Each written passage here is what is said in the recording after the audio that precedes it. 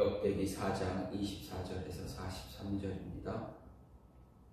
시므온의 아들들은 느무엘과 야민과 야릿과 세라와 사울이요, 사울의 아들은 살룸이요, 그의 아들은 밉삼이요, 그의 아들은 미스마요, 미스마의 아들은 함무엘이요, 그의 아들은 삭구이요, 그의 아들은 시므이라. 시므이에게는 아들 16과 딸 6이 있으나 그의 형제에게는 자녀가 몇이 못되니 그들의 온 종족이 유다 자손처럼 번성하지 못하였더라. 시므온 자손이 거주하는 곳은 브엘세바와 몰라다와 하살수알과 빌하와 에셈과 돌랏과 부두엘과 호르마와 시글락과 벤말가봇과 하살수심과 벳비리와 사라임이니 다윗 왕 때까지 이 모든 성읍이 그들에게 속하였으며 그들이 사는 곳은 에단과 아인과 림몬과 도겐과 아산 5 성읍이요, 또 모든 성읍 주위에 살던 주민들의 경계가 바알까지 다다랐으니 시므온 자손의 거주지가 이러하고 각기 계보가 있더라. 또 메소밥과 야물렉과 아마시아의 아들 유사와 요엘과 아시엘의 증손 스라야의 손자 요시비아의 아들 예후와 또 엘류에네와 야고바와 여소히야와 아사야와 아디엘과 여시미엘과 분하야와 또 스마야의 5대손 시므리의 현손 여다야의 증손 알론의 손자 시비의 아들은 시사이니 여기 기록된 것들은 그들의 종족과 그들의 가문의 지도자들의 이름이라. 그들이 매우 번성한지라. 그들이 그들의 양떼를 위하여 목장을 구하고자 하여 골짜기 동쪽 그돌지경에 이르러 기름지고 아름다운 목장을 발견하였는데 그 땅이 넓고 안정되고 평안하니 이는 옛적부터 거기에 거주해 온 사람은 함의 자손인 까닭이라. 이 명단에 기록된 사람들이 유다 왕 히스기야 때에 가서 그들의 장막을 쳐서 무찌르고 거기에 있는 모우님 사람을 쳐서 진멸하고 대신하여 오늘까지 거기에 살고 있으니 이는 그들의 양떼를 먹일 목장이 거기에 있음이며, 또 시므온 자손 중에 500명이 이시의 아들 블라다와 느아라와 르바야와 우시엘을 두목으로 삼고 세일산으로 가서 피신하여 살아남은 아말렉 사람을 치고 오늘까지 거기에 거주하고 있더라. 아멘. 오늘 말씀 역대상 4장 24절에서 43절 말씀입니다.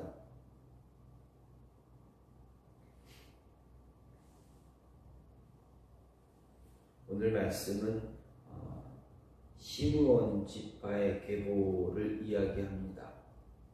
24절에서 27절은 시므온의 5 아들과 그 아들 중에 사울에서 시므이에 이르는 계보, 그리고 시므이의 자손에 대한 개략적인 언급 이야기입니다. 28절에서 33절은 시므온 지파의 주요 거주지가 기록되어져 있고 34절에서 43절은 34절에서 37절은 시므온 지파의 주요 족장을 이야기하고 또 38절에서 43절은 시므온 지파 족장들이 정복 사업에 대한 이야기가 기록이 되어 있습니다. 여기서 시므온 지파의 계보가 유다 지파를 제외한 다른 지파의 계보보다 먼저 언급되는 것은 시므온 지파가 유다 지파와 매우 밀접한 연관이 있기 때문입니다. 시므온은 레위와 함께 세겜족을 학살한 죄로 인해서 야곱의 저주를 받은 지파입니다. 그래서 다른 지파와 달리 단독으로 기업을 분배받지 못하고 유다 지파 내에서 기업을 나누어 받게 되었습니다. 하지만 시므온 지파는 비록 유다 지파의 기업을 나누어 받는 처지가 되긴 했지만 그것이 오히려 그들에게 축복이 되어지는 그러한 모습입니다. 즉 그들은 북쪽 지파들이 다윗 왕가를 배반할 때 유다 지파에 속한 관계로 다윗 언약을 계승한 남유다의 구성원으로 남게 되고 또 그로 인해서 이렇게 계보가 언급되어지는 중에도 유다 지파 다음으로 기록되는 것을 보게 됩니다. 한편 시므온 지파는 오늘 말씀대로 히스기야 왕 때 유다 남방을 정복함으로 그들 단독의 거주지와 목초지를 가지게 됩니다.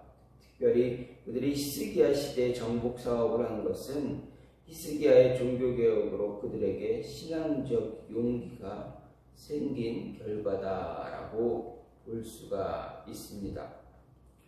이러한 모습에서 오늘 말씀 시므의 지파에 관한 이야기를 보면서 온유하지 못하면 진정한 승리자가 될 수 없다라는 것입니다. 오늘 말씀 야곱의 둘째 아들 시므온 후손들의 계보를 거주지 중심으로 기록했는데 시므온은 야곱의 첫째 아내인 레아의 소생입니다. 그런데 마치 노아가 저주한 함처럼 야곱에게 좋지 않은 예언을 듣게 됩니다. 그 이유는 좀 전에도 말씀드렸듯이 세겜족을 살육했기 때문에 그렇습니다. 그래서 야곱의 가문에 큰 위기를 초래했습니다. 시므온이 세겜족을 죽인 이유 무엇입니까? 우린 잘 압니다. 하란에서부터 가나안으로 돌아온 야곱이 형 에서와 화해를 한 뒤에 세겜에 잠시 정착합니다. 그런데 시므온과 레위의 누이였던 디나가 그 지역을 구경하다 그만 세겜 족장의 아들 세겜으로부터 성폭행을 당하고 맙니다. 이 일은 야곱의 입장에서 보면 매우 치욕적인 일이었지만 야곱은 복수를 생각하지 않았습니다. 왜 그렇습니까? 야곱의 가문은 가나안 땅에 연고가 없었기 때문이고 세겜 사람들과 갈등을 일으켜봤자 좋을 것이 없다라고 생각했기 때문입니다. 그런데 시므온과 레위는 어떻습니까? 세겜과 디나가 결혼하는 조건으로 세겜 사람들에게 할례를 요구합니다. 그들이 자신들의 요구대로 할례를 시행하고 거동할 수 없게 되자 어떻게 합니까? 복수, 마음속에 있었던 그 복수를 행동으로 옮기게 됩니다. 그리고 그 일로 인해서 야곱의 가족들은 주변 족속들에게 있어 복수의 대상이 되고 쫓겨다니는 그러한 신세가 되어버립니다. 그래서 가정의 위기를 초래한 시므온과 레위에게 야곱은 숨을 거두기 전에 그들이 거처할 곳 없이 떠돌이 신세가 될 것을 예언했다라는 말씀입니다. 그리고 그 예언대로 시므온 지파는 이스라엘 지파 중 가장 미약한 지파가 됐고 그 기업도 정상적으로 분배받지 못해 겨우 유다 지파 내에서 일부를 할당받게 되었다라는 이야기입니다. 이런 사실로부터 우리가 생각할 수 있는 것 다름이 아니라 온유함입니다. 우리는 성경은 우리에게 이웃이 나에게 해를 끼쳤을 때 어떻게 이야기하라, 어떻게 대하라 말합니까? 더 크게 보복을 하라 가르치지는 않습니다. 온유하고 화목을 추구하고 용서하라 이야기합니다.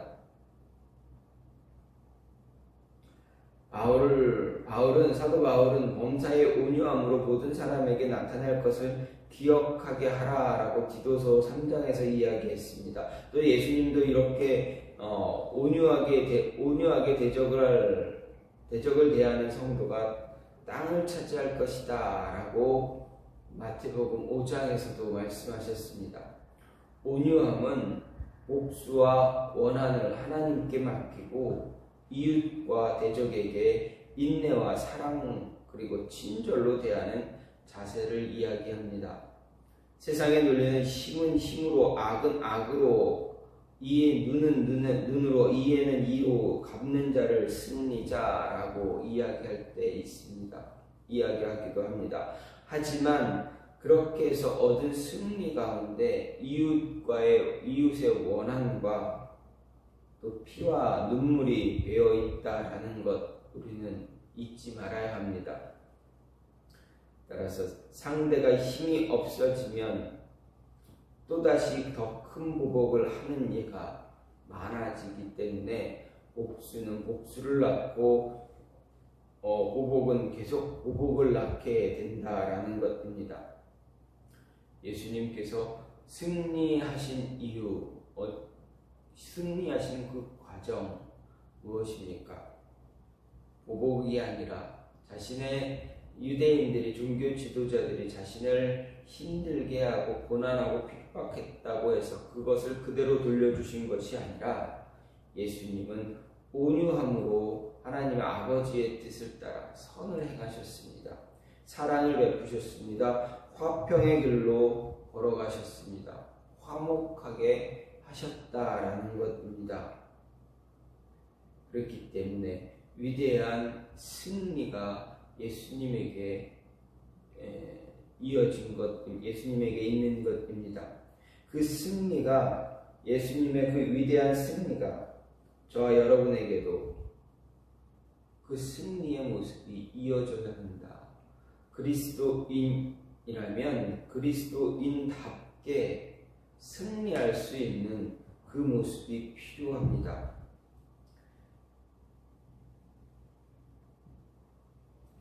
세상 사람들과 똑같은 모습으로 승리자의 모습이 되는 것이 아니라 온유하고 사랑으로 감싸주며 보듬어주면서 품어주면서 승리할 수 있는 모습이 우리에게 필요하다라는 것입니다.